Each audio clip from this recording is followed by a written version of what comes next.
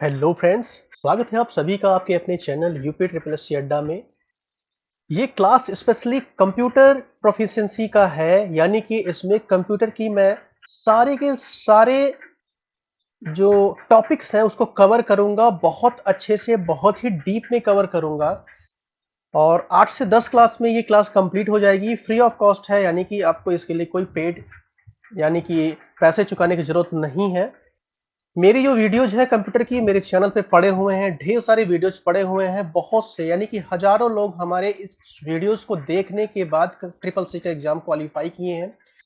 तो आप बिल्कुल बेफिक्र होकर के हमारे वीडियोज को पढ़िए, और आपको कहीं से भी अदर सोर्स से कोई मटेरियल लेने की जरूरत नहीं है। अगर आपने हमारे वीडियो को देख लिया बहुत अच्छे से, तो आपको किसी प्रकार की कोई बुक खरीदने की जरूरत नहीं है, किसी अदर यूट्यूब चैनल पर या किसी अदर पेड कोर्स में जाने की जरूरत नहीं है। आप यहीं से कंप्लीटली सारा का सारा क्वेश्चन कर पाएंगे। मेरे जो पढ़ाने का तरीका है वो बहुत ही अच्छा है। मैं आपको एक सिंपल तरीके से पढ़ाऊंगा। अगर आपको कंप्यूटर की बिल्कुल नॉलेज नहीं है तो भी आपको परेशान होने की जरूरत नहीं है। यानी कि अगर आप कंप्यूटर में जीरो हैं, ठीक है, अगर आप कंप्यूटर में जीरो है तो जीरो से भी मैं आपको हीरो बना दूंगा। अगर आपको विश्वास नहीं है तो आप हमारे चैनल में जो ट्रिपल सी के वीडियोज पड़े हुए हैं, आप उन वीडियोज को जाकर के देख सकते हैं। आपको तभी अंदाजा लग पाएगा कि मैंने कितने अच्छे तरीके से पढ़ाया है। आप कमेंट्स को पढ़िएगा। हजारों लोगों ने कमेंट्स कर रखा है कि किस तरह से हमने आप पढ़ाया है, और उन्होंने ट्रिपल सी का एग्जाम आसानी से क्वालिफाई किया है। तो अगर आप इस वीडियो को देखते हैं तो आपको कहीं भी एसएससी सीजीएल 2022 के लिए कंप्यूटर का क्लास करने की जरूरत नहीं है। ठीक है, तो मैं इसको स्टार्ट करूंगा। आपको पता है कि जो कंप्यूटर प्रोफिशिएंसी टेस्ट है या सीपीटी जब पहले बोला जाता था, पर अब कंप्यूटर में 20 क्वेश्चन आएंगे। 20 क्वेश्चन आएंगे और एक क्वेश्चन 3 नंबर का होगा, यानी कि टोटल 60 नंबर का क्वेश्चन इस बार मेंस एग्जाम में पूछा जाएगा। यानी कि इस बार जो एग्जाम है उसमें कंप्यूटर के भी नंबर मिलेंगे। अच्छा, अच्छी बात यह है कि मेंस एग्जाम में ये 60 नंबर ऐड नहीं होंगे। ठीक है, ऐड नहीं होंगे, लेकिन जब आपकी फाइनल कट ऑफ बनेगी जिसमें सीपीटी अनिवार्य रहता है, यानी कि जो 4600 ग्रेड पे की जो पोस्ट्स हैं उनमें सीपीटी अनिवार्य रहता है, वहां पर इसका वेटेज मान्य होगा। यानी कि वहां पर अगर आप नंबर अच्छा लेकर के आ रहे हैं तभी आप सीपीटी के लिए क्वालिफाई करेंगे। अदरवाइज आप जो 4600 से नीचे की पोस्ट है उसी के लिए सिर्फ एलिजिबल होंगे। तो वहां पर ये कंप्यूटर का जो वेटेज है वो बहुत ही इंपॉर्टेंट हो जाता है। इसलिए कंप्यूटर को आप नजरअंदाज नहीं कर सकते हैं। आप ये नहीं सोच सकते हैं कि हम इसमें सिर्फ क्वालिफाई कर जाएंगे, यानी 20 क्वेश्चन में से अगर हम 10 क्वेश्चन भी सही कर लेते हैं तो कोई दिक्कत की बात नहीं है। ऐसा नहीं है, पास तो आप हो जाएंगे पर आप इसके लिए एलिजिबल नहीं होंगे, 4600 ग्रेड पे के लिए एलिजिबल नहीं होंगे। आप उससे नीचे 4200, 2800, 2400 ग्रेड पे के लिए एलिजिबल हो सकते हैं, पर उसके लिए नहीं हो सकते हैं। इसलिए ये जो कोर्स है इसको बहुत अच्छे से आपको पढ़ना पड़ेगा, बहुत अच्छे से समझना पड़ेगा। मैं बहुत ही अननेसेसरी की चीजें बिल्कुल भी नहीं पढ़ाऊंगा, वही चीज पढ़ाऊंगा जो आपके एग्जाम पर्सपेक्टिव के लिए है, जो आपके एग्जाम से संबंधित है। ठीक है, तो कोई अननेसेसरी का इसमें ढेर सारा लंबा खींचने की जरूरत नहीं रहेगी। 8 से 10 क्लास में मैं पूरी वीडियो को फिनिश कर दूंगा और बहुत ही सरल तरीके से, बहुत ही साधारण तरीके से आपको पढ़ाऊंगा और आपको एग्जाम्पल के बेसिस पर पढ़ाऊंगा, जिससे कि आपको बहुत अच्छे से समझ में आ जाए और आप पेपर को कर ले जाए। ठीक है, तो चलिए स्टार्ट करते हैं। हम पहले सिलेबस देख लेते हैं कि सिलेबस क्या है। कंप्यूटर बेसिक्स में आप पढ़ेंगे कंप्यूटर के ऑर्गेनाइजेशन और सेंट्रल प्रोसेसिंग यूनिट यानी सीपीयू के बारे में पढ़ेंगे। उसके बाद इनपुट और आउटपुट डिवाइसेस के बारे में पढ़ेंगे, कंप्यूटर मेमोरी के बारे में पढ़ेंगे, memory organisation, backup devices, ports के बारे में पढ़ेंगे, विंडोज एक्सप्लोरर के बारे में पढ़ेंगे, कीबोर्ड शॉर्टकट्स भी पढ़ेंगे। देखिए, इन सब क्वेश्चन से ये जो है कीबोर्ड शॉर्टकट्स, ये सब चीजें है तो बहुत ढेर सारी, लेकिन आप में क्या आएंगी मुझे पता है कि एसएससी किस तरह के क्वेश्चन आपसे पूछेगा कंप्यूटर से रिलेटेड। सॉफ्टवेयर में विंडोज ऑपरेटिंग सिस्टम, जिसमें एमएस ऑफिस है, एमएस एक्सेल है एंड पावर पॉइंट है। जो आपका पीपीटी होता था, ठीक है, पीपीटी में आपके पावर पॉइंट और एक्सेल से संबंधित क्वेश्चन पूछे जाते थे। एक एक क्वेश्चन आपको दे दिया जाता था और उसी से संबंधित आपको प्रैक्टिकल करवाया जाता था। इस बार आपको एमएस ऑफिस से भी पूछा जाएगा, एक्सेल से पूछा जाएगा, पावर पॉइंट से भी पूछा जाएगा और क्वेश्चन बना करके पूछा जाएगा। ठीक है, तो इसमें आपको बेसिक नॉलेज चाहिए होगी और वो आपको बहुत अच्छे से मैं बताऊंगा।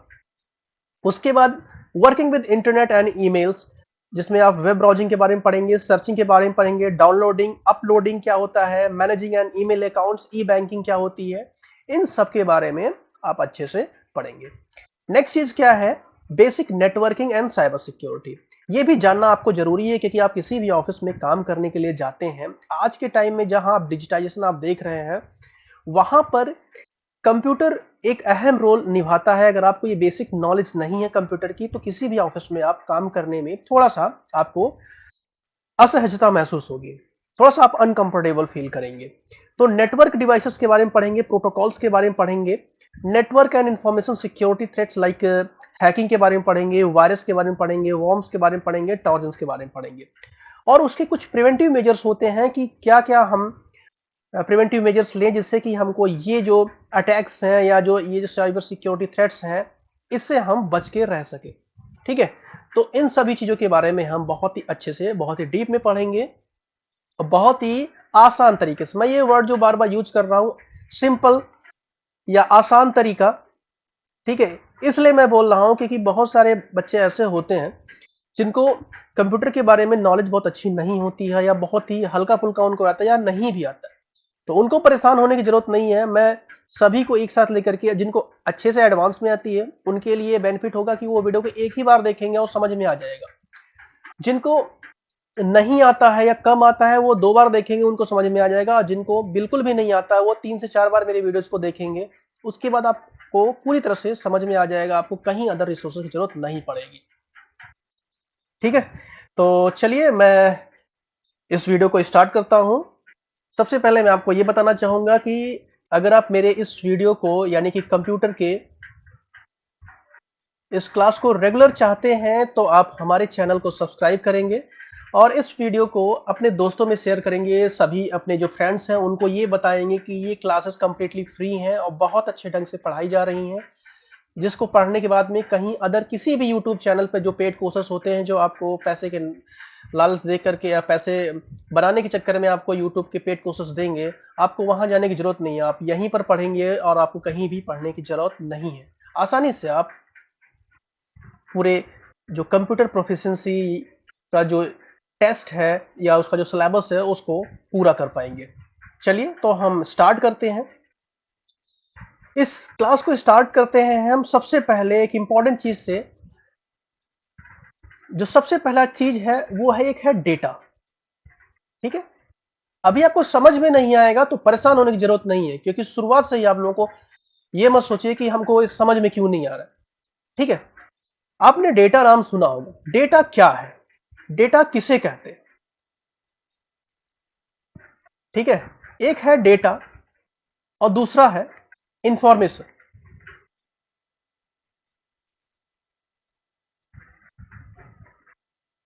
डेटा वो चीज होती है जो एक रॉ फॉर्म में होता है, यानी कि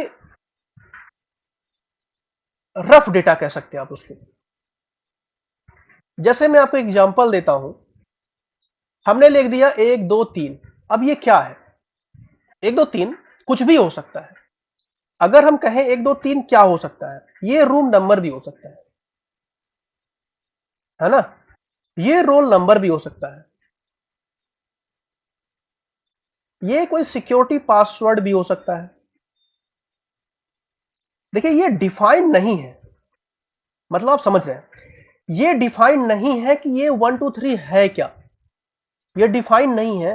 और जब तक कोई चीज डिफाइंड नहीं रहती है तब तक उसको हम क्या कहते हैं, डेटा कहते हैं। और जब वही चीज डिफाइन हो जाती है, जब वही चीज डिफाइन हो जाती है तब हम उसको क्या कहते हैं, इंफॉर्मेशन।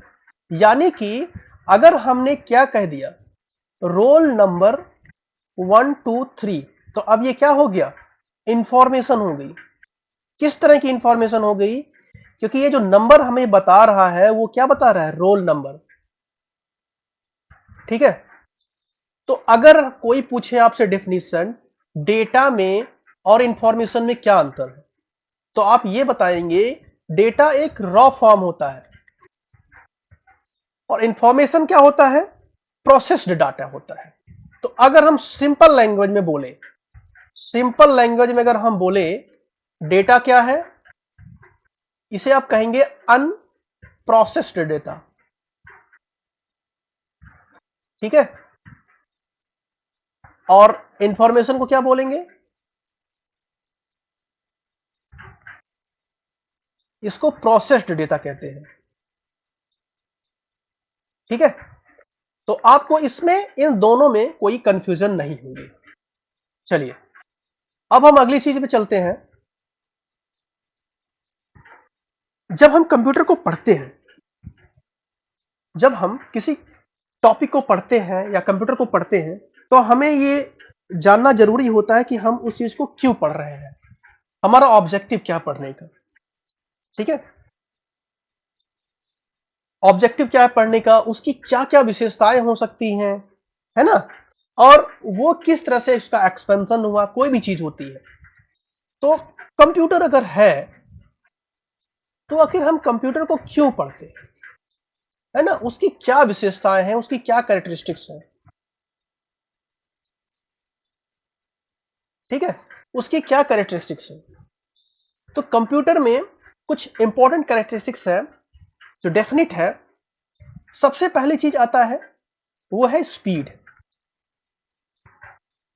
मतलब इसे हम कहते हैं विशेषताएं। कोई चीज जब विशेष होती तभी उसको भाव दिया जाता है।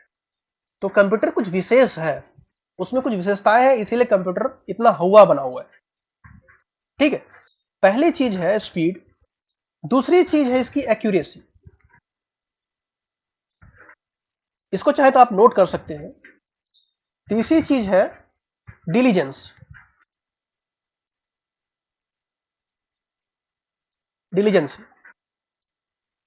चौथी चीज है वर्सटैलिटी।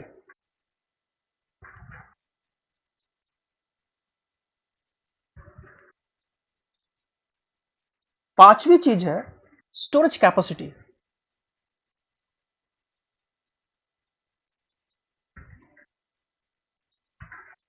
और जो छठवीं चीज है वो है ऑटोमेशन।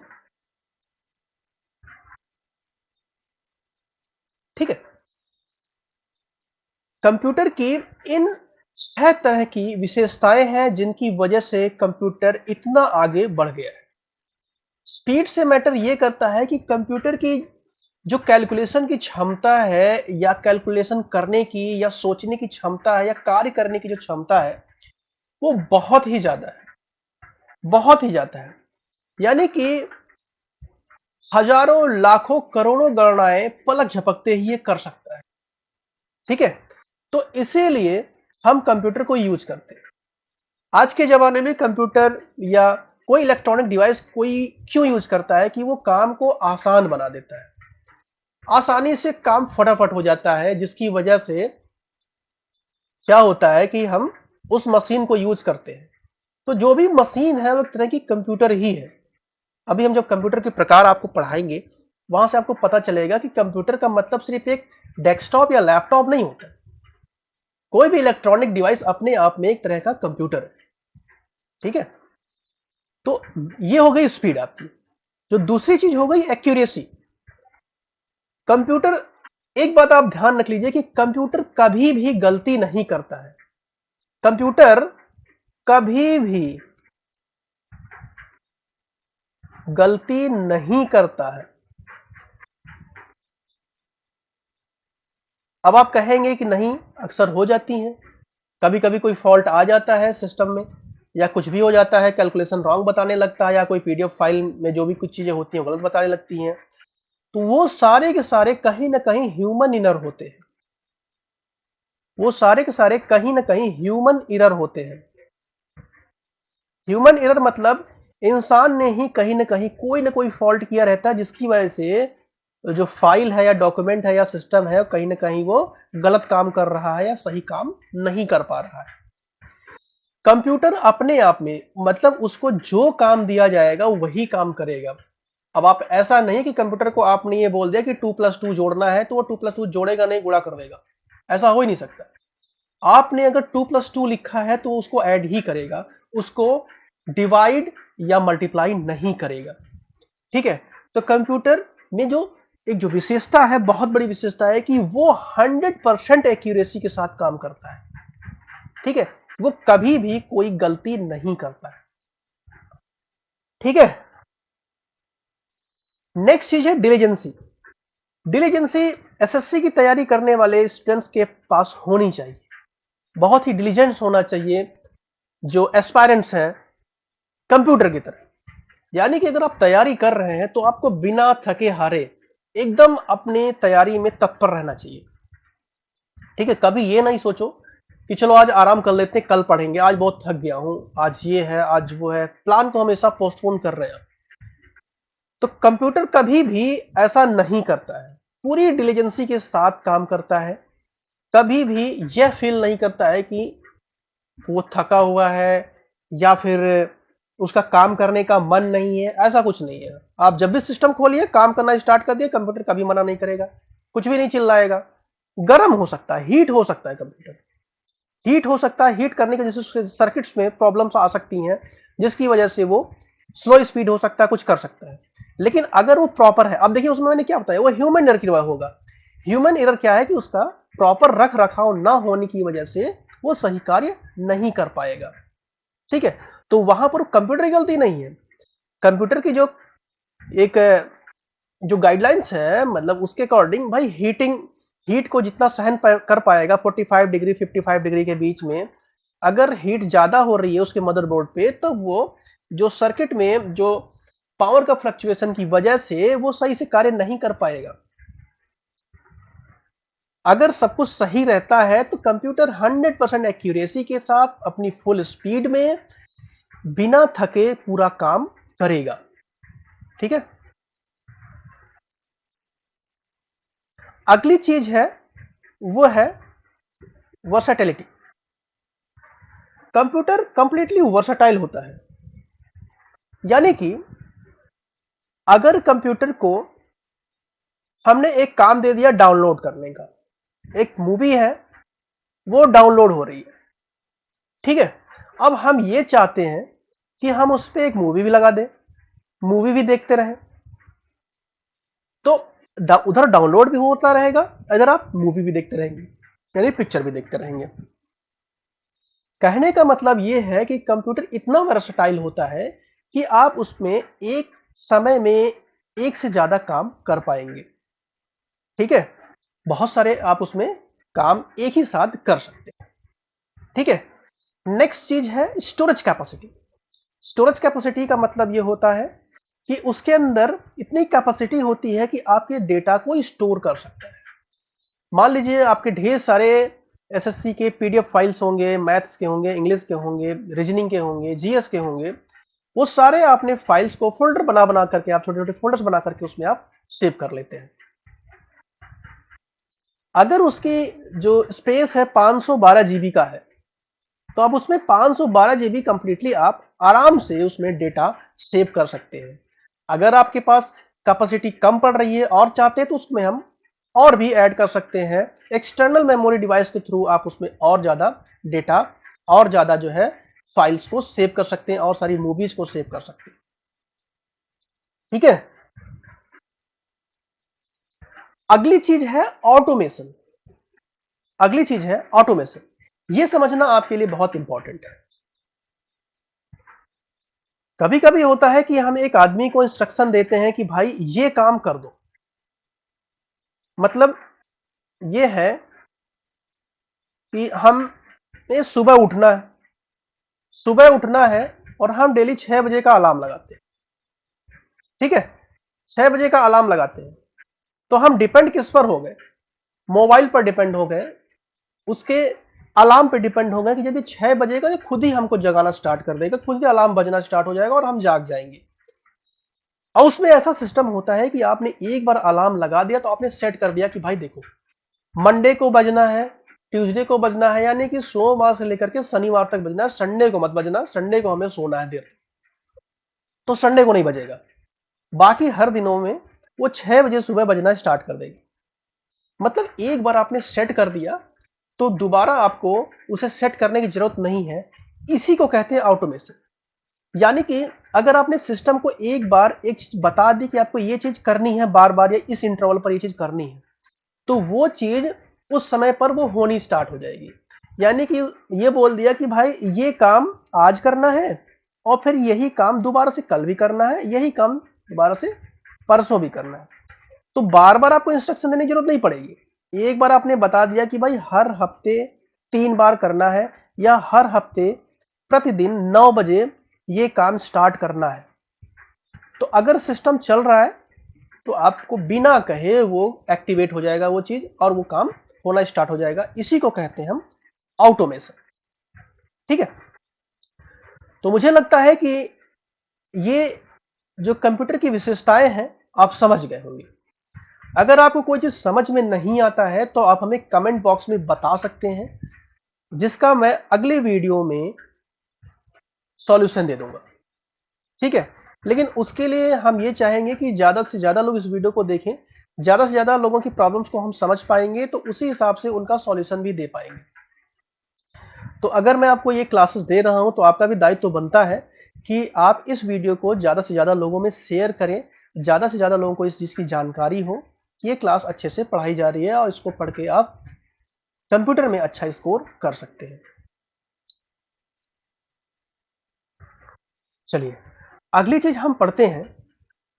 हमने कंप्यूटर की विशेषताएं तो जान ली, ठीक है। अच्छा, कंप्यूटर में जो विशेषताएं आपने जान ली, यानी कि आपने अच्छी बातें जान ली, ये कंप्यूटर की कुछ अच्छी बातें। अब कुछ बुरी बातें भी जान लेते हैं, है ना। कंप्यूटर की कुछ बुरी बातें।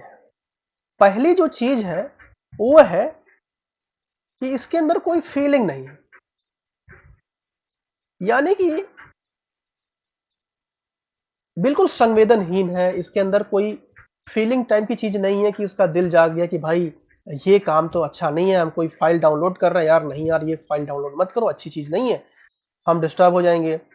पढ़ाई का टाइम है, अगले दिन एग्जाम है, आप मूवी देख रहे हैं तो कंप्यूटर ये नहीं सोचेगा कि रहने दो मूवी नहीं चलने देते हैं और इसका एग्जाम है, वरना ये डिस्टर्ब हो जाएगा, अच्छे से परफॉर्म कल नहीं कर पाएगा। मूवी चलने एग्जाम के 1 घंटे पहले भी या 1 सेकंड पहले भी अगर आप मूवी चलाएंगे तो कभी कंप्यूटर मना नहीं करेगा, वो चला देगा। यानी इसके अंदर फीलिंग नहीं है। नेक्स्ट चीज क्या है, नो आईक्यू। यानी कि इसके पास कोई आईक्यू नहीं है, आप इसको जैसा इंस्ट्रक्शन देंगे वैसे ही परफॉर्म करेगा। जैसे आप कह सकते हैं एआई, आर्टिफिशियल इंटेलिजेंस। अब जो सिस्टम बन रहे हैं आर्टिफिशियल इंटेलिजेंस बन रहे हैं, लेकिन एक जो आईक्यू होती है उनके पास नहीं होता है। इसको हम समझाएंगे आपको अच्छे से।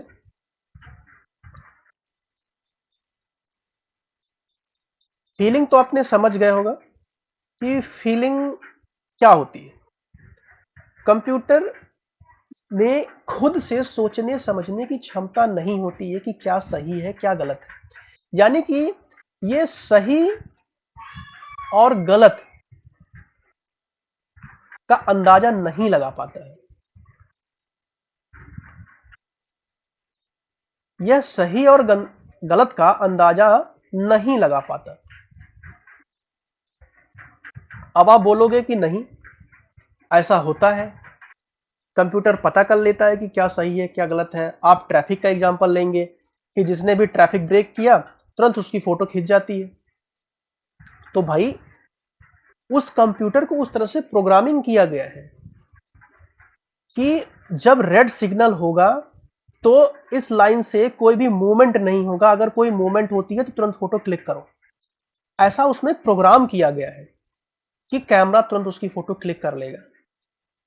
ठीक है, उसने खुद से नहीं किया है, कंप्यूटर ने खुद से नहीं कर लिया कि भाई ये जा रहे हैं इनका तुरंत फोटो खींच लो, ये इनका चालान नहीं काटेंगे, लड़कियां जा रही तो इनका चालान नहीं काटेंगे, लड़कों का चालान काट देंगे।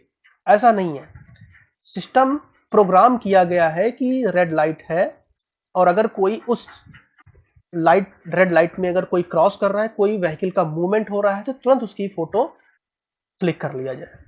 तो इसी वजह से वो ऐसी चीजें करता है। यानी कि जो प्रोग्राम किया गया रहता है सिर्फ वही काम परफॉर्म करता है कंप्यूटर, उससे अलग कुछ भी कार्य नहीं करता है। ठीक है, तो ये हो गई आपकी नो फीलिंग से संबंधित। यानी कंप्यूटर कुछ सोच समझ नहीं सकता है, सही गलत का अंदाजा नहीं लगा सकता है, जैसा उसको आदेश दिया जाएगा उसी तरह का वो काम करेगा। ठीक है, अगली चीज है नो आईक्यू। नो आईक्यू का मतलब मैंने आपको बताया कि इसके पास सोचने समझने की क्षमता नहीं होती है। सोचने समझने की जो क्षमता है वो नहीं होती है।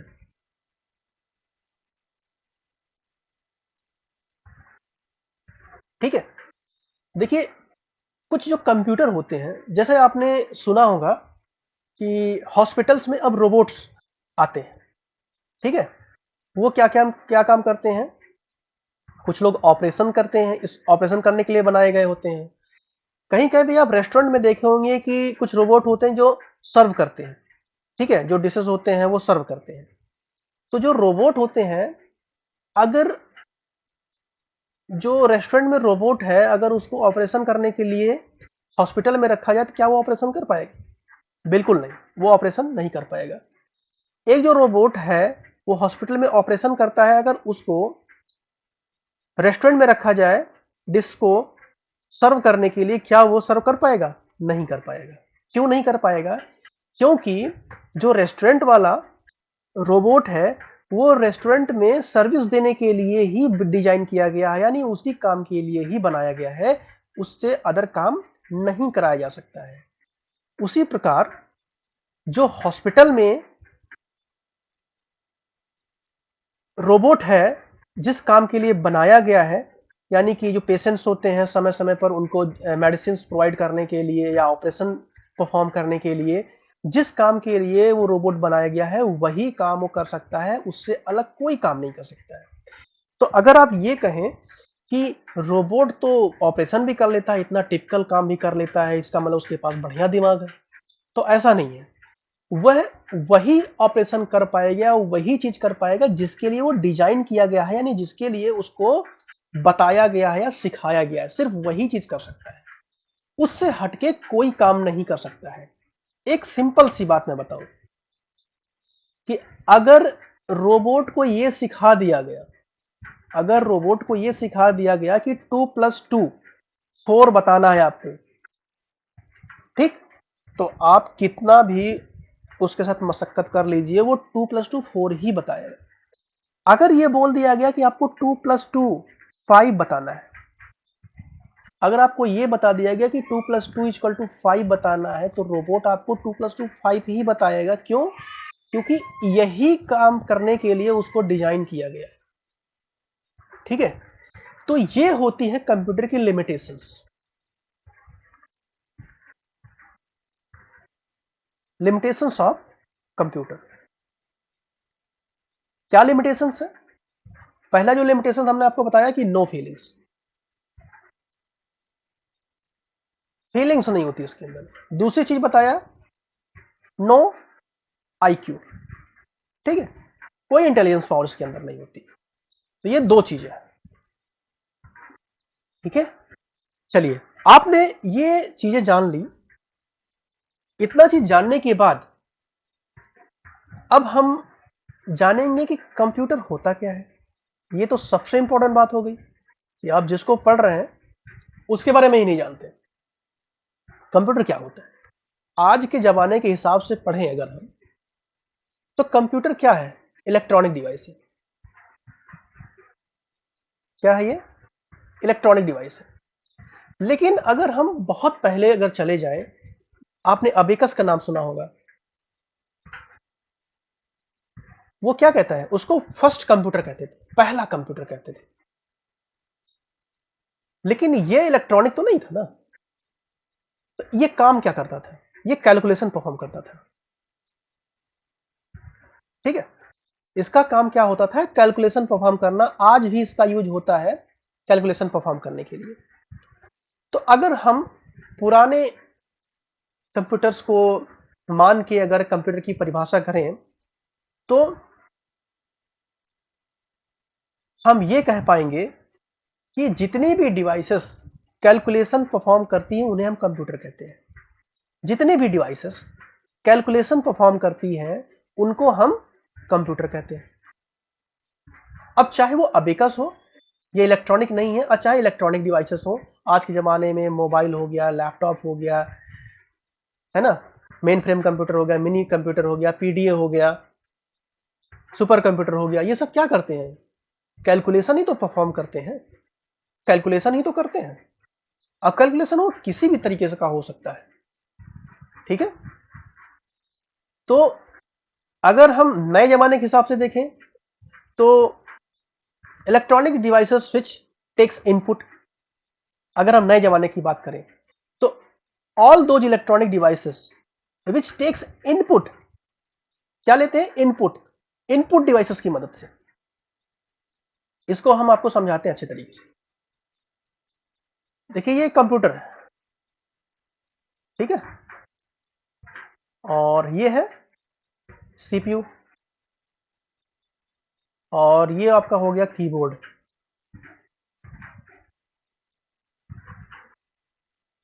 ठीक है, जो यहां से कनेक्ट है, और यहां से एक माउस भी कनेक्ट है।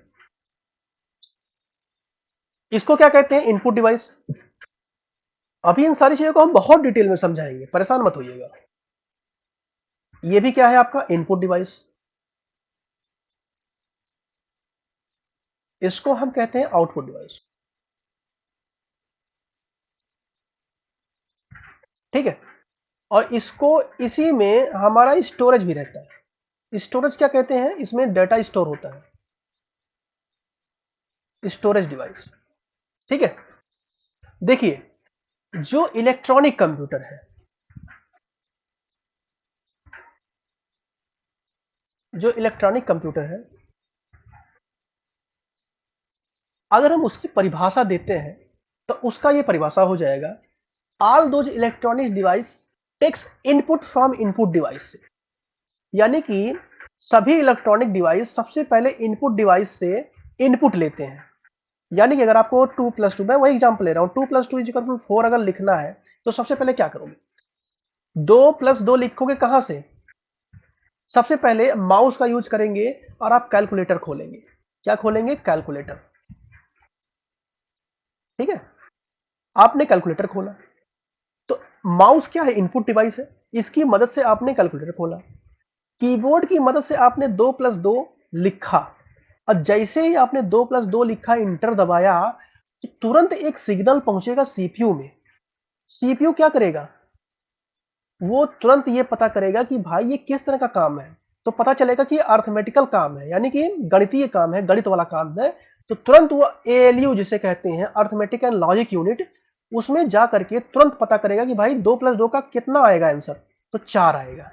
और जैसे ही सीपीयू ने बताया कि 2+2 4 है, तुरंत वो डेस्कटॉप में यानी कि आउटपुट डिवाइस में बता देगा कि हाँ इसका आंसर 4 है। तो इलेक्ट्रॉनिक डिवाइस क्या करता है कि इनपुट डिवाइस की मदद से इंस्ट्रक्शन को लेता है। अब जो आप 2+2 4 बोल रहे हैं, वो लिख रहे हैं, उसको क्या कहते हैं? इंस्ट्रक्शन देना।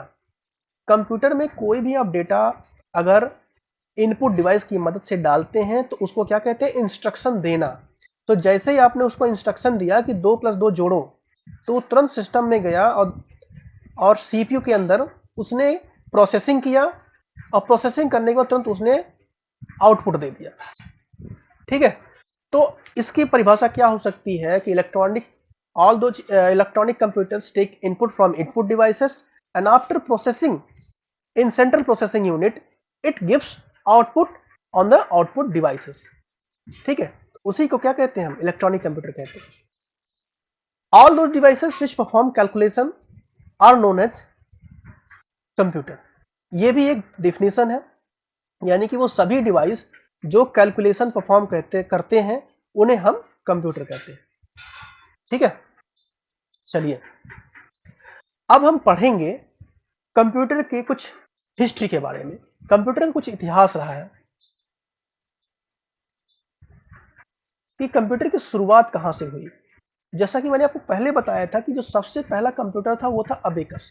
ये सारी चीजें नोट करने वाली चीजें हैं, आपके एग्जाम में आ सकती हैं। ठीक है। सबसे पहला कंप्यूटर था अबेकस। अबेकस को, इसका जो आविष्कार हुआ था वो कहां पर हुआ था? चाइना में। ठीक है। कब हुआ था? 600 बीसी, यानी कि 600 ईसा पूर्व में हुआ था। इसका काम किस काम के लिए होता था? कैलकुलेशन के लिए। क्या काम करने के लिए? कैलकुलेशन परफॉर्म करने के लिए होता था। तो ये हमारा सबसे पहला कंप्यूटर था। और ये किस तरह का कंप्यूटर था? ये हमारा था किस तरह का कंप्यूटर? ये नॉन इलेक्ट्रॉनिक कंप्यूटर था। ये आपका नॉन इलेक्ट्रॉनिक कंप्यूटर, या फिर इसको कह सकते हैं मैकेनिकल कंप्यूटर। ठीक है। उसके बाद अगली जो कंप्यूटर आई मैकेनिकल कंप्यूटर में ही या नॉन इलेक्ट्रिक कंप्यूटर में आई, वो था पास्कलाइन।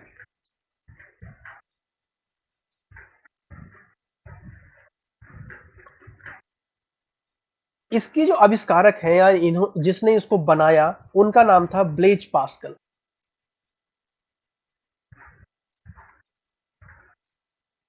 हिंदी में लिखेंगे ब्लेज पास्कल। तो कभी कभी आपके एग्जाम में पूछ भी सकता है कि पास्कल जो मैकेनिकल कंप्यूटर था उसके आविष्कारक कौन है? तो उनका नाम है ब्लेज पास्कल। ये क्या था? ये भी कैलकुलेशन परफॉर्म करने के लिए, ये भी कैलकुलेशन परफॉर्म करने के लिए ही बनाया गया था। ठीक है। उसके बाद एक जो तीसरा कंप्यूटर आया जो कि बहुत इंपॉर्टेंट है, उसको हम कहेंगे एनालिटिकल इंजन।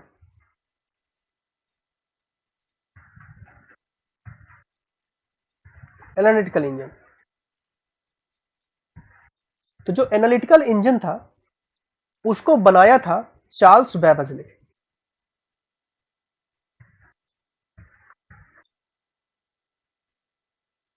चार्ल्स बेबेज ने बनाया था।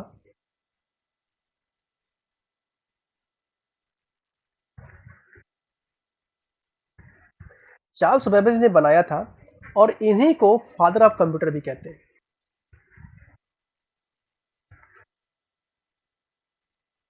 इन्हीं को हम फादर ऑफ कंप्यूटर भी कहते हैं।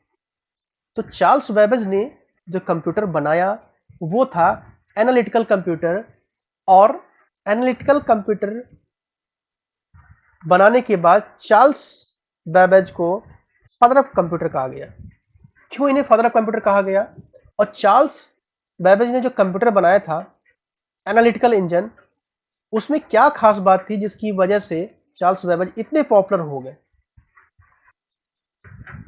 चार्ल्स बेबेज ने कंप्यूटर जो बनाया था उसमें आज के जमाने की तरह इनपुट लेने की भी व्यवस्था थी। यानी कि उसमें इनपुट दिया जाता था और इनपुट देने के बाद उसमें चीजों को स्टोर भी किया जा सकता था, यानी कि स्टोरेज फैसिलिटी भी उपलब्ध थी। उसके बाद उसमें कंट्रोल यूनिट भी था। ठीक है। उसमें कंट्रोल यूनिट भी था और उसमें आउटपुट भी था। उसमें आउटपुट डिवाइस भी था। यानी कि अगर देखें आज के जमाने के कंप्यूटर में इनपुट डिवाइस होते हैं, स्टोरेज भी होता है, कंट्रोल यूनिट भी होता है। जैसे कि इनपुट डिवाइस में आपने देख लिया माउस होता है ना, कीबोर्ड होता है। उसी तरह से उस टाइम में भी इनपुट डिवाइस हुआ करता था। आज के जमाने में स्टोरेज जो है पेन ड्राइव हो गया, हार्ड डिस्क है, एसएसडी कार्ड है। ठीक है। ये सब स्टोरेज आज के जमाने में है। उस टाइम भी स्टोरेज डिवाइस उन्होंने एक अलग प्रकार का यूज किया था। आज के जमाने में सीपीयू को हम कंट्रोल यूनिट कहते हैं, जिसके अंदर कई तरह के कंट्रोल यूनिट लगे होते हैं। उसी प्रकार उस टाइम में भी कंट्रोल यूनिट था जो यह पता करता था कि उसमें किस तरह की कैलकुलेशन परफॉर्म करनी है, कि जोड़ना है, घटाना है, गुणा करना है, कि भाग करना है, क्या करना है, वह तुरंत बता देता था। यानी कि आपने यहां पर डाला 2+2, 2 गुणे 2 या 2+2 या 2 डिवाइड बाई 2, वो तुरंत समझ जाएगा कि हाँ अब ये इसका क्या काम करना है। अगर गुणे लिखा हुआ तो यानी कि मल्टीप्लाई करना है, प्लस लिखा हुआ है तो ऐड करना है, डिविजिबिलिटी का साइन है तो डिवाइड करना है। तो कंट्रोल यूनिट उस टाइम उस सिस्टम में था, एनालिटिकल कंप्यूटर में था।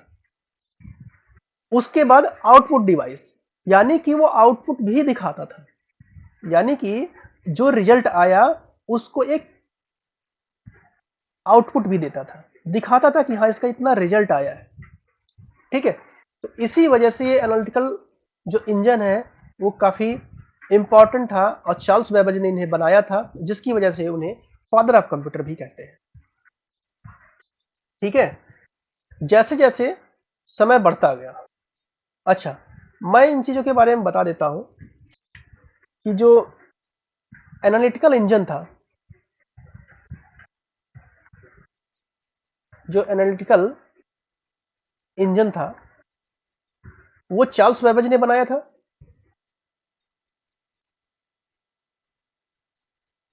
कब बनाया था इसको? 1833 ईस्वी में बनाया था।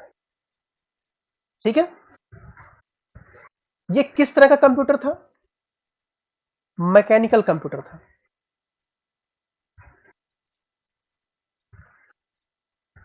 यानी कि इसमें कोई इलेक्ट्रिसिटी वगैरह यूज नहीं होता था।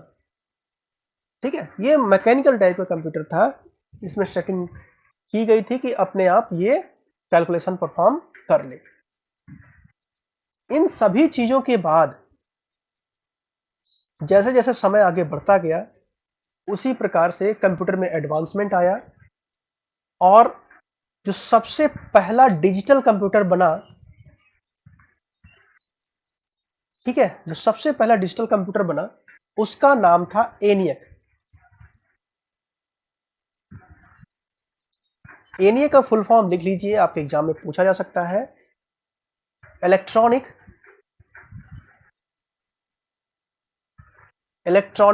न्यूमेरिकल इंटीग्रेटर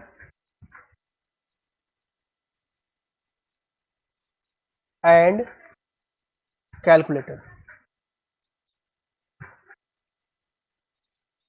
ठीक है, तो ये था पहला डिजिटल कंप्यूटर जो कि डेवलप हुआ था 1946 ईस्वी में।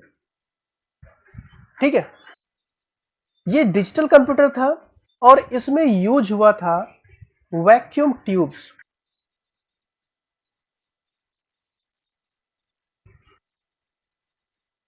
ठीक है, आपने साइंस में पढ़ा होगा वैक्यूम ट्यूब्स, वो चीज उस टाइम में यूज हुआ था। ये कंप्यूटर इतना बड़ा था, मतलब इनकी जो साइज होती थी ना वो काफी बड़ी होती थी और काफी ज्यादा एनर्जी या इलेक्ट्रिसिटी कंज्यूम करता था। बहुत सारे इसमें, मतलब ये मान के चलिए कि कम से कम 20,000 से भी ज्यादा इसमें वैक्यूम ट्यूब्स लगे हुए थे। यानी कि इसका जो साइज है एक कमरे से भी अच्छा खासा बड़ा हुआ करता था। और ये काम क्या करता था? यही इलेक्ट्रॉनिक कैलकुलेशंस के लिए कैलकुलेशन परफॉर्म करता था। अब थोड़े बड़े कैलकुलेशन परफॉर्म करता था, अबेकस के जैसा, या फिर आप बात करते हैं एनालिटिकल इंजन के जैसा या पास्कलाइन के जैसा। उससे थोड़ा आगे बढ़ करके डिजिटल फॉर्म में इलेक्ट्रिसिटी का यूज करके, वैक्यूम ट्यूब का यूज करके बढ़िया ऑपरेशन परफॉर्म करता था, अच्छा ऑपरेशन परफॉर्म करता था।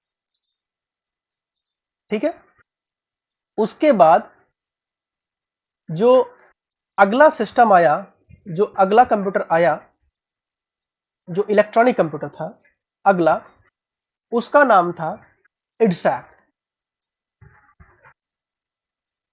ठीक है, इडसैक का फुल फॉर्म लिख लीजिए, इलेक्ट्रॉनिक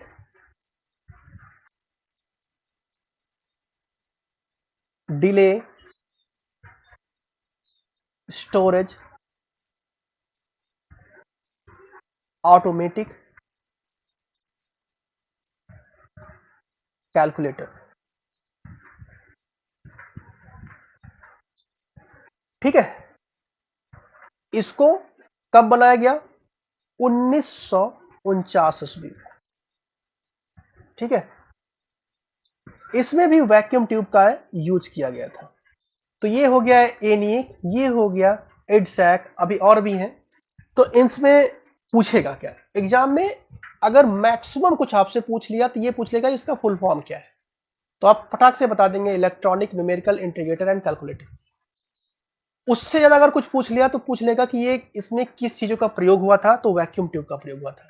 आपके पास 4 ऑप्शन देंगे, वो पूछेगा क्या यूज हुआ था, वैक्यूम ट्यूब। इन दोनों में से ज्यादा कुछ पूछ ही नहीं सकता है। अगर ज्यादा बहुत पूछ लिया तो ये पूछ लेगा किस सन में इसका आविष्कार हुआ था, तो 1946 में। पर इसका पूछा जाना बहुत माइन्यूट है, इन दोनों में से कोई चीज पूछा सकता है। इसी तरह से एडसैक के बारे में भी इसका फुल फॉर्म पूछा जा सकता है, उससे ज्यादा कुछ नहीं पूछा जाएगा। एडसैक के बाद जो तीसरा था वो था एडवैक। ठीक है, तो एडवैक क्या था, इलेक्ट्रॉनिक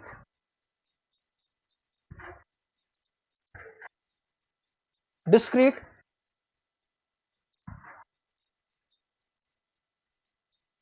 वेरिएबल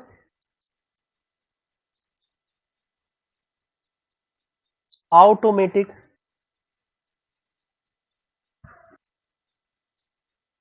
कैलकुलेटर।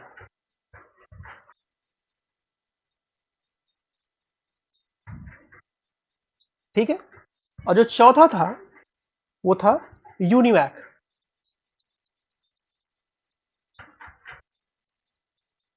ठीक है, यूनिवैक का फुल फॉर्म लिख लीजिए, यूनिवर्सल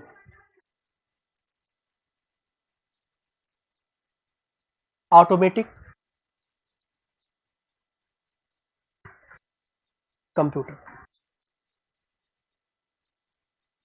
ठीक है, तो ये जो मैंने 4 चीजें आपको बताई, इसमें जो खास चीजें हैं वो यही है कि आपको इसका फुल फॉर्म याद करना है, इससे फुल फॉर्म से ज्यादा कुछ नहीं पूछा जाएगा। यूनिवैक को जो डेवलप किया गया था 1951 में यूज किया गया, डेवलप किया गया था। ठीक है, इन जो सभी चीजें हैं उसमें वैक्यूम ट्यूब भी यूज किए गए थे। और ये जो यूनिवर्सल ऑटोमेटिक कंप्यूटर था उसमें खास बात ये थी कि इसमें जो स्टोरेज है, स्टोरेज के लिए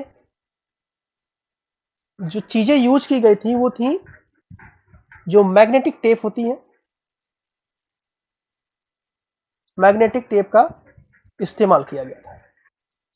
ठीक है, जो यूनिवैक कंप्यूटर था। चलिए, तो ये हो गई जो हमारी शुरुआत से कंप्यूटर का जो आविष्कार हुआ, उससे बढ़ते बढ़ते धीरे धीरे जो हम मैकेनिकल से डिजिटल कंप्यूटर की तरफ बढ़े। ठीक है, उसके बाद जो हमारे जमाने की जो कंप्यूटर बनकर के आई है ना, जो थोड़ी डिजिटल में जिनका साइज थोड़ा छोटा हुआ करता था और कार्य करने की स्पीड भी तेज हुआ करती थी, उसमें सिर्फ कैलकुलेशन में जोड़ना घटाना गुणा भाग से भी बढ़ के भी चीजें हुआ करती थी। यानी कि कुछ जो एडवांसमेंट कंप्यूटर में आई, उस तरह के कंप्यूटर के बारे में हम जान लेते हैं। अब इसमें मैं कुछ खास चीजें बनाऊंगा। जो पहला है वो है फर्स्ट जनरेशन।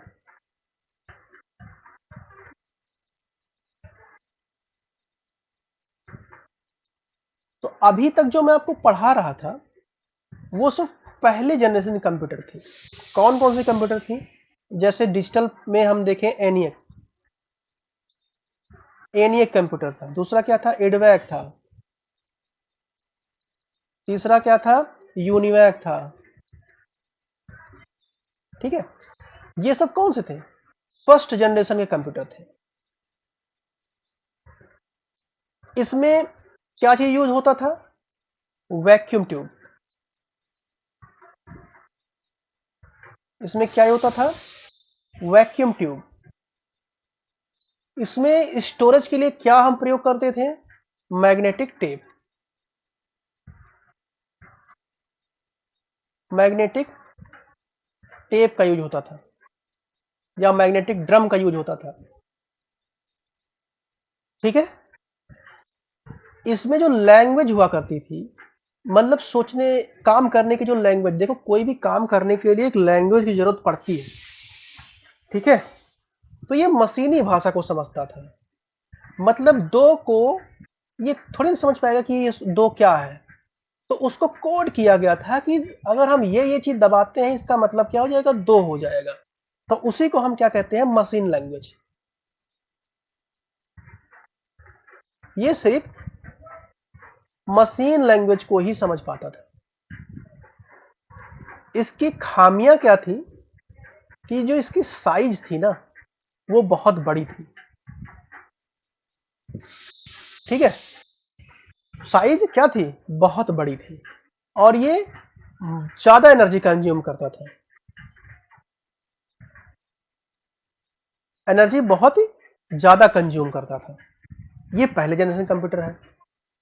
अब हम दूसरे जनरेशन कंप्यूटर की बात कर लें, सेकेंड जनरेशन।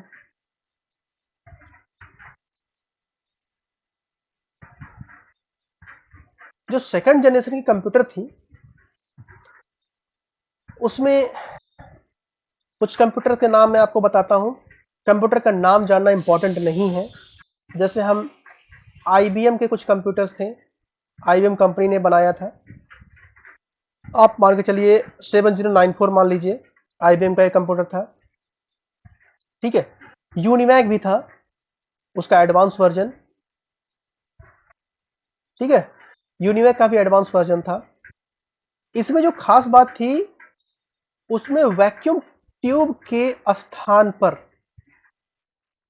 वैक्यूम ट्यूब के स्थान पर इसमें ट्रांजिस्टर यूज हुआ था।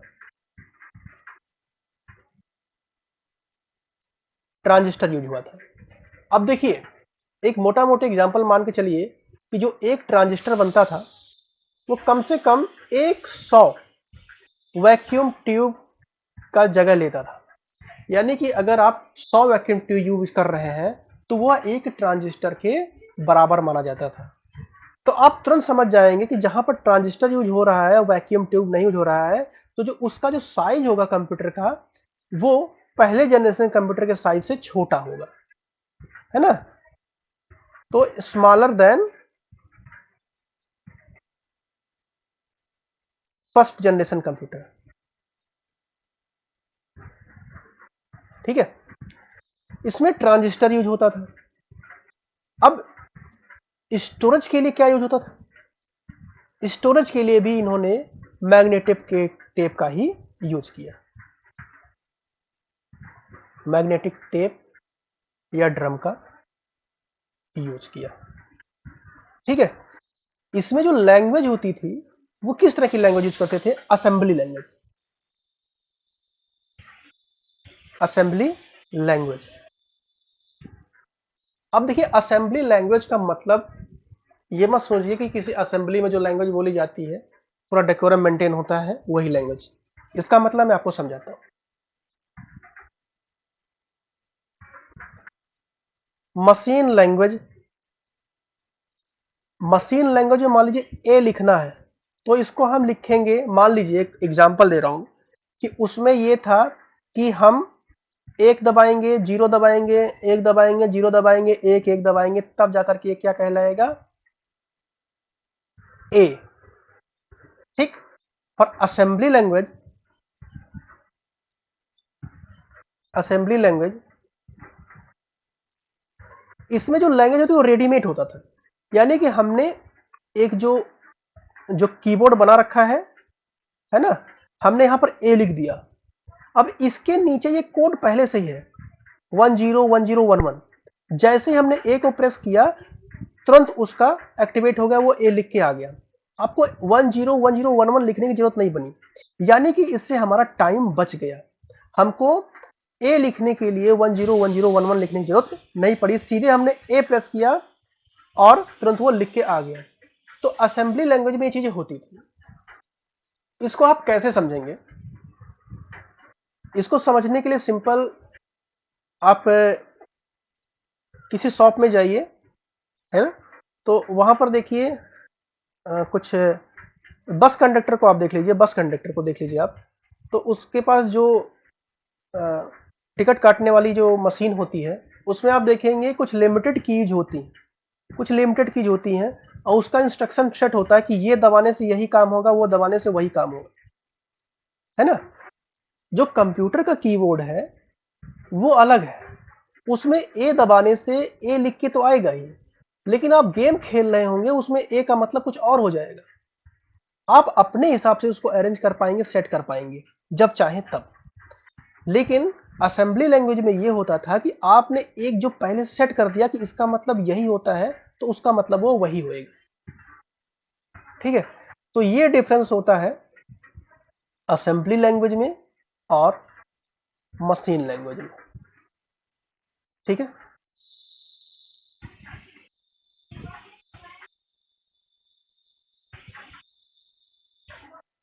अब जो तीसरी चीज हम बताने जा रहे हैं आपको वो है थर्ड जनरेशन।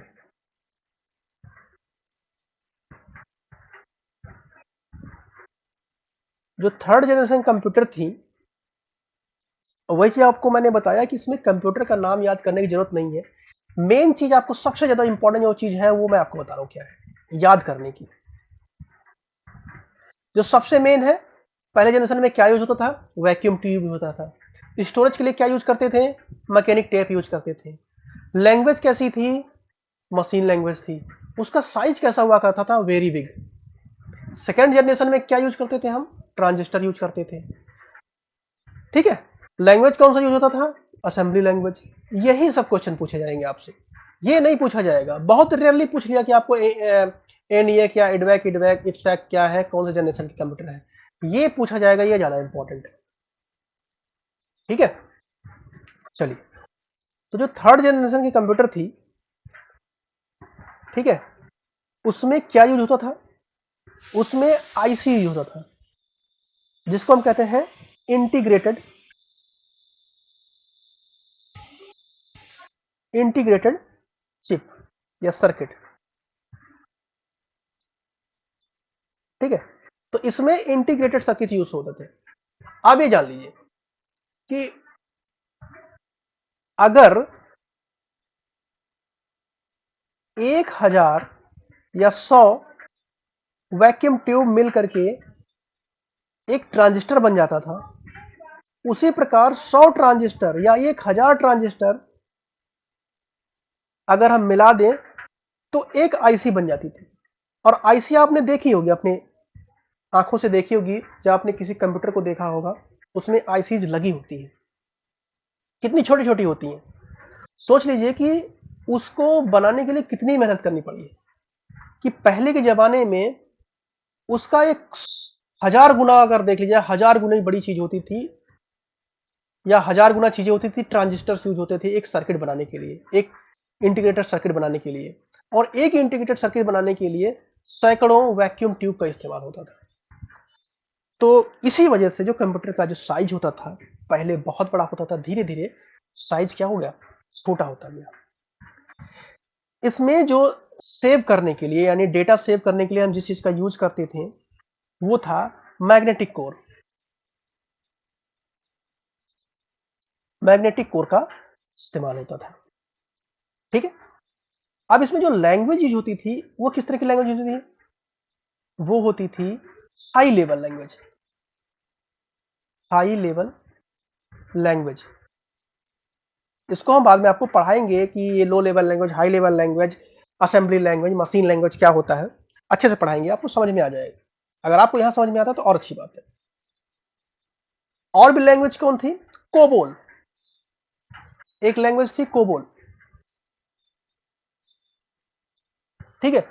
एक और लैंग्वेज थी कौन सी, फॉर्ट्रॉन।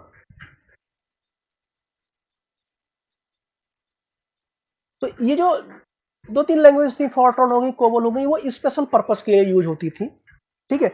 ये बिजनेस पर्पस के लिए, क्योंकि देखिए पहले उस टाइम में जो कंप्यूटर था वो सभी के लिए अवेलेबल नहीं हुआ करता था, कुछ बिजनेस इंडस्ट्रीज के लिए या बड़े बड़े लोगों के लिए ही अवेलेबल हुआ करता था ये सारे कंप्यूटर, क्योंकि इतने ज्यादा महंगे, इतने ज्यादा कॉस्टली होते थे कि सभी लोग इसको अफोर्ड नहीं कर पाते थे। तो जो कंप्यूटर डिजाइन किए जाते थे कुछ स्पेशल पर्पस के लिए ही डिजाइन किए जाते थे। तो उसमें कुछ जो प्री डिफाइंड चीज़ें होती थी कि ये बटन दबाने से यही होगा, तो उन्हीं सब लैंग्वेजेस को हम कोबोल और फोर्ट्रॉन लैंग्वेज कहते थे। हाई लेवल लैंग्वेज वो होती है जो ह्यूमन लैंग्वेज होती है। ह्यूमन लैंग्वेज जैसे कि इंग्लिश हो गया, हिंदी हो गया, ये सब जो लैंग्वेज है उसको हाई लेवल लैंग्वेज कहते हैं, है ना, जैसे हम लोग समझते हैं। ऐसे कंप्यूटर की भी एक हाई लेवल लैंग्वेज होती है। क्या होती है? जैसे सी होती है, आपने सी लैंग्वेज पढ़ी होगी, सी प्लस प्लस पढ़ी होगी, जावा पढ़ी होगी, है ना, पाइथन पढ़ी है। ये सारी जो लैंग्वेज है इसी को हम हाई लेवल लैंग्वेज कहते हैं। यानी कि ये लैंग्वेज लिख करके, ये कोडिंग कर करके हम कोई भी काम परफॉर्म करवा सकते हैं कंप्यूटर से, ठीक है। उसके अंदर की मशीनी लैंग्वेज हमको जानने की जरूरत नहीं है। तो इसमें हाई लेवल लैंग्वेज का इस्तेमाल होता था, ठीक है। इसका जो साइज था इन दोनों की तुलना में बहुत छोटा हुआ करता था, ठीक है। अब आता है फोर्थ जनरेशन।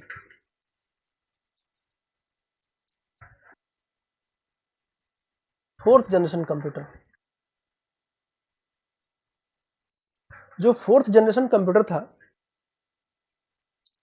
वो, इसमें जो आईसी यूज हुआ करती थी वो आईसी ना होकर के वीएलएसआई हो गई। वीएलएसआई क्या होता है? फुल फॉर्म पूछा जा सकता है, वेरी लार्ज स्केल, यहां लिख देता हूं मैं, very large scale integrated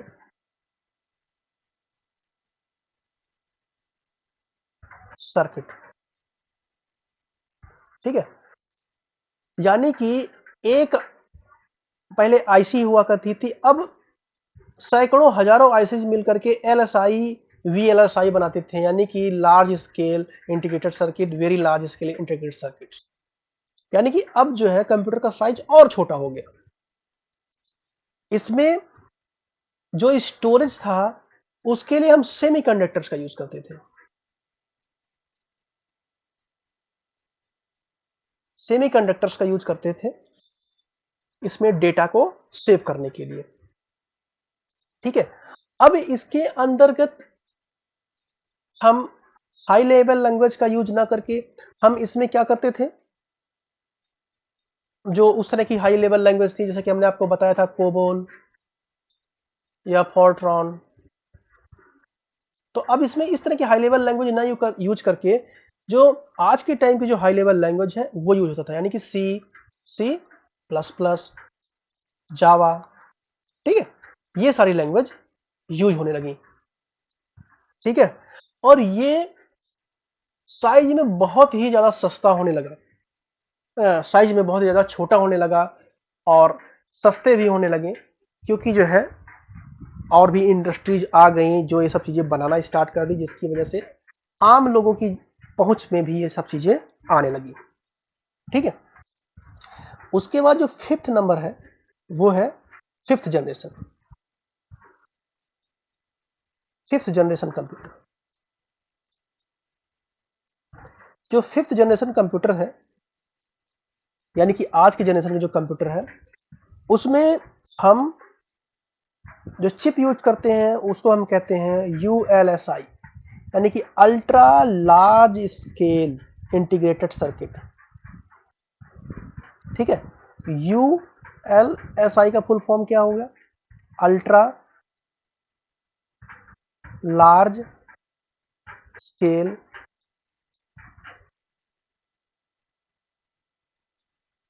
integrated circuit. तो हम ultra large scale integrated circuit का यूज करने लगे, जो कि साइज में और भी छोटा हो गया और काम धुआंधार, मतलब छोटा है लेकिन काम खतरनाक है इसका, ठीक है। तो ये यूएलएसआई यूज होने लगा। और स्टोरेज के लिए हम ऑप्टिकल डिस्क भी यूज करने लगे, है ना, ऑप्टिकल डिस्क भी हम यूज करने लगे, जैसे सीडी वगैरह हो गया, है ना, हार्ड डिस्क वगैरह हो गया, है ना, और एसएसडी हो गया, सॉलिड स्टेट ड्राइव, ठीक है। इसमें हाई लेवल लैंग्वेज के अलावा इसमें आर्टिफिशियल इंटेलिजेंस भी यूज होने लगा, एआई इसे कहते हैं, आर्टिफिशियल इंटेलिजेंस भी यूज होने लगा। यानी कि हाई लेवल जो लैंग्वेज है आज के ज़माने की, सी, सी प्लस प्लस, जावा, पाइथन, है ना, इसके अलावा भी एआई लैंग्वेज भी होने लगा, यानी कि आर्टिफिशियल इंटेलिजेंस। ठीक है, यानी कि अब ये इसकी सोचने समझने की क्षमता, जैसे कि मैंने आपको बताया था कि सोच समझ नहीं सकता, लेकिन ये इतना ज़्यादा प्रोग्राम कर दिया गया कि कई तरह की चीज़ें, गणनाएं ये कर सकता है, क्योंकि इसमें जितनी ही ज़्यादा प्रोग्रामिंग होंगी, जितनी ही ज़्यादा उसको इंस्ट्रक्शन दी जाएगी, बहुत तरह की इसके लॉजिकल चीज़ें दी जाएंगी, उसी हिसाब से ये काम को और अच्छे से परफॉर्म करने लगा। तो अब ये कंप्यूटर, आज के ज़माने का जो कंप्यूटर आप देखेंगे तो काम में बहुत ही इफिशियंट, साइज में बहुत ही छोटा, ठीक है, स्पीड में बहुत ही तेज। तो ये सारे बेनिफिट है, यानी कि जैसे जैसे समय बढ़ता गया, चीज़ों में बदलाव आते गए, चीज़ें और स्पीड होती गई, चीज़ें का साइज छोटा होता गया, काम में और तेजी आने लगी और यूज करने में भी सहूलियत होने लगी। ठीक है, तो ये कुल 5 जनरेशन्स हैं कंप्यूटर की। ओके, तो इस वीडियो में इतना ही। आगे की क्लास में हम क्या पढ़ेंगे उसके बारे में जान लेते हैं। जो पहली चीज है आगे कंप्यूटर में हम पढ़ेंगे, क्लासिफिकेशन ऑफ कंप्यूटर।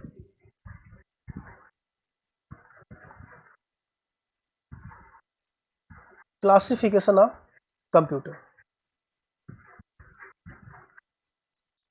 दूसरी चीज जो हम पढ़ेंगे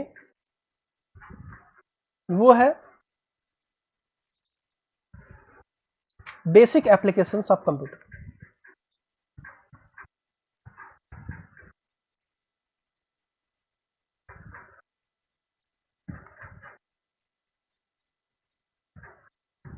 ठीक है, और जो तीसरी चीज है जो इंपॉर्टेंट है, वो हम पढ़ेंगे हार्डवेयर एंड सॉफ्टवेयर के बारे में। हार्डवेयर एंड सॉफ्टवेयर के बारे में। तो ये पहली क्लास थी। पहली क्लास में हमने आपको बहुत ज़्यादा नहीं पढ़ाया, और बस मैं ये जानना चाहता हूँ कि आपको इंटरेस्ट आ रहा है या नहीं आ रहा है। अगर आपको आएगा तो मैं और भी मेहनत करूँगा और आपको पढ़ाने के तरीके और भी निकालूंगा। अगर आप मुझे कमियां बताएंगे कि आपको कहाँ कहाँ चीज़ें समझ में नहीं आ रही हैं, आपका लेवल क्या है, अगर आपको जो चीज़ समझ में नहीं आ रहा है तो कमेंट सेक्शन में आप हमें बताएंगे कि हमें ये चीज़ समझ में नहीं आ रही है। ठीक है, जिससे मैं अगली वीडियोज में उसका सॉल्यूशन आपको प्रोवाइड कर सकूं, और आप और भी बेहतर तरीके से पढ़ना चाहते हैं तो उसका भी हमें सुझाव दे सकते हैं। अगली जो वीडियो है वो बहुत ही इंटरेस्टिंग होने वाली है, क्योंकि जब मैं क्लासिफिकेशन ऑफ कंप्यूटर पढ़ा दूंगा, बेसिक एप्लीकेशन ऑफ कंप्यूटर पढ़ा दूंगा, जब मैं हार्डवेयर सॉफ्टवेयर और उससे संबंधित चीज़ों को पढ़ाऊंगा तो आपको कहीं ना कहीं बहुत ही ज़्यादा मजा आएगा पढ़ने में।